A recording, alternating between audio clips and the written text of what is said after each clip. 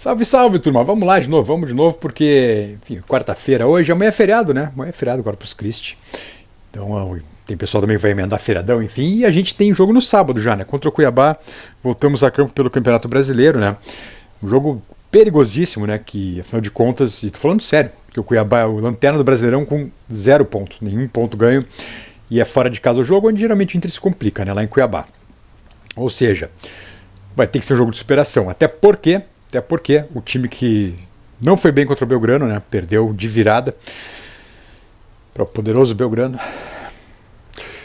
Vai mudar porque o Cudê já avisou que vai mudar, não vai manter o mesmo time jogando essa... Já era esperado, né? Essa sequência aí, ainda mais voltando agora de pré-temporada, enfim. Mas, então vai mudar e é preciso superação para conseguir avançar no Campeonato Brasileiro. Porque passa a ser uma preocupação agora, depois que a gente viu ontem, né? E vamos combinar, sem coitadismo, né? Enfim, tem a questão da enchente, a questão psicológica também, que os jogadores estavam envolvidos e ajudaram muito e ajudaram realmente, e isso é aplauso de pé para eles. Agora, o fato é que no ano inteiro o Inter talvez tenha feito 2 bons jogos no ano, né? O Grenal, ganhou por 3-2 no Beira-Rio, e 1-0 sobre o Palmeiras. E acho que a gente vai parando por aí de bons jogos. Né, de jogos sólidos. E mesmo assim o Grenal a gente ganhou lá nos acréscimos, né, gol de pênalti do Alan Patrick. Que, por sinal, se alguém souber onde anda o Alan Patrick, informe ao Eduardo Cudê, né, porque não sei onde é que anda o Alan Patrick. Simplesmente desapareceu. E, enfim, é uma questão também. Porque, vamos lá, temos elenco caro. Contratações de grife. Inegável. Salário em dia. Né? A folha mais cara da nossa história, batendo uns 15 milhões de reais por mês. Mais cara da história. E o Inter não deslancha. E não é porque perdeu ontem pro Belgrano e era uma decisão, e aliás o Inter não pode, parece que ouvir a palavra decisão que dá problema, né? E não é corneta, tô falando sério, falando bem sério, porque é um ano que se criou muita expectativa e até agora é um ano simplesmente frustrante. E pelo que a gente tem visto até agora, não sei se vai ser muito diferente, né? A Copa Sul-Americana acho que já está comprometida, tá? Mesmo que o intervalo playoff, tem mais 2 jogos, daí fica 2 jogos a mais, né? E pode pegar, enfim, nem adianta citar muito aqui, pode ter até Grenal, mas citar o hall de possíveis adversários, fica um monte de gente ainda, porque, enfim, não está decidida, as vagas na Libertadores ainda não estão todas decididas. Então o Inter pega quem vier da Libertadores, se o Inter estiver classificado, né, para playoff, tem mais isso também. E soma-se a isso 2 jogos a mais na temporada, e uma temporada que já está muito espremida em virtude de toda a nossa catástrofe particular aqui no Rio Grande do Sul, em Porto Alegre, né? Mas eu acho que todos concordam que o Inter tem time, tem elenco, né? Falta técnico? Tá faltando técnico? É uma questão. O Eduardo Cudê no futebol brasileiro tem uma carreira curta, né? Tem Inter 2 vezes e Atlético Mineiro, foi campeão mineiro com o Atlético, o Inter não ganhou nada. Não chegou na final do Gauchão. E eu acho que sim, ainda que tem muita gente que defenda com unhas e dentes o Cudê, acho que sim, ele tem que ser contestado. O Cudê é um cara que dificilmente consegue ver o jogo do segundo tempo para mexer no time do segundo tempo. O Inter perdia no intervalo, foi pro intervalo tomando 2-1 e faz no segundo tempo simplesmente abaixo da crítica, com trocas que deixa para o fim. Se já sabia que o time estava cansado, e realmente imagino que tivesse cansado, que está voltando de pré-temporada agora, como se fosse 28 de janeiro, 30 de janeiro, começando o gauchão, só que com adversários em ritmo de competição. Mas o fato é que o Inter do Cudê tem esse problema de ele não enxergar o jogo direito, sobretudo no segundo tempo. O Inter falha, o Inter perde jogos no segundo tempo, entrega jogos no segundo tempo. A Libertadores do ano passado foi assim com o Fluminense, quando mandava no jogo. E outra questão que o Inter peca demais é que o Inter não consegue matar jogos. O Inter tem uma dificuldade imensa para matar um jogo. O jogo como o de ontem, fez 1-0, o Belgrano deixou o Inter respirar, né, graças a um abraço ao nosso querido René, né, que entregou mais uma, e depois um gol em bola aérea, que o seu Robert Renan fica olhando para tudo que é lugar, menos para onde devia olhar, mal posicionado também. Enfim, e aí começa um monte de contestações que tem que começar mesmo, né? E eu não vou entrar nessa de coitadismo.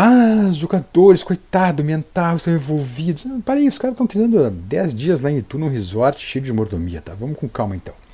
Vamos com calma, não vamos também vitimizar tudo. Todo mundo está passando por aperto em Porto Alegre, não é só eles. E eles nem estão em Porto Alegre, estão em Itu, né? Então estão numa boa, estão num resort de luxo. Então vamos sem esse coitadismo. E, enfim, o Inter sem torcida, né? Jogou sem torcida. Ontem, pela contagem do Belgrano, o Belgrano disse que tinha 2.500 argentinos lá ontem, então tinha mais argentino que Colorado até.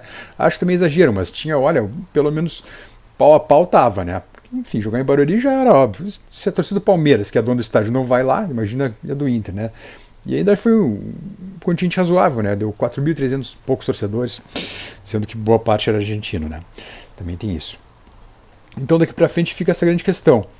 E o Cudê disse ontem, né? Se não tiver resultado, estoura no treinador. Sim, se o Cudê estoura no treinador. Sim. Não pode tirar 22 jogadores, 30 jogadores e mandar embora. O técnico pode. Não que corra algum risco, tá? Eu acho que ainda não, até porque acho que o risco maior é ele se irritar com alguma coisa e pedir as contas do que qualquer outra coisa. Como foi com o Mano, né? O Mano, olha que custou pro Mano ser demitido, né? Sendo que fazia um trabalho horroroso também. E o trabalho do Cudê, eu acho que tem que ser colocado em xeque. Não é um bom trabalho até agora. Não é um bom trabalho. O Inter tem pouquíssimos bons jogos na temporada. Não chegou, né, dona Tina Turner? Não chegou a uma final de gauchão, sequer chegou a final de gauchão. Falhou em mais uma decisão, que era ontem contra o Belgrano. E agora tem sequência do Brasileirão, com, me parece, um pouco interesse, um baixo interesse do Inter em seguir na Sul-Americana. Não vejo o Inter tão motivado assim para a Sul-Americana. Fosse assim, tinha ganho do Tomayapo em casa, antes mesmo da tragédia toda, antes mesmo da inundação, antes da catástrofe toda que aconteceu. A bolinha já estava bem curtinha, né? Não conseguiu ganhar do seu Tomayapo. O Tomayapo tem um ponto só no grupo C da Sul-Americana contra o Inter. Um ponto. Então eu acho que sim, é hora de contestar diversas coisas. Eu já falei para vocês aqui, no Inter não tem cobrança, não há cobrança alguma. Então a coisa segue numa boa, né? Uma boa no Internacional. E sábado um jogo perigosíssimo contra o Cuiabá. Repito, o Inter tem extrema dificuldade de jogar na Arena Pantanal ao longo dos últimos anos. Vem sendo assim, dificilmente consegue bons resultados lá. Enfim, é jogo duro, até porque o Cuiabá, como o Tomayapo, né, não tem nenhum ponto no Brasileirão. O Tomayapo não tinha nenhum ponto antes de pegar o Inter. Então, vamos abrir o olho. Relógio na tela, por favor, para vocês deixarem aquele like em 5 segundinhos. Só deixa o like ali, coisa pouca. Só deixa o like aqui no vídeo. Eu agradeço demais para vocês. A gente já segue com outro assunto que é bem mais interessante que o jogo jogado do Inter. Vamos lá, relógio na tela.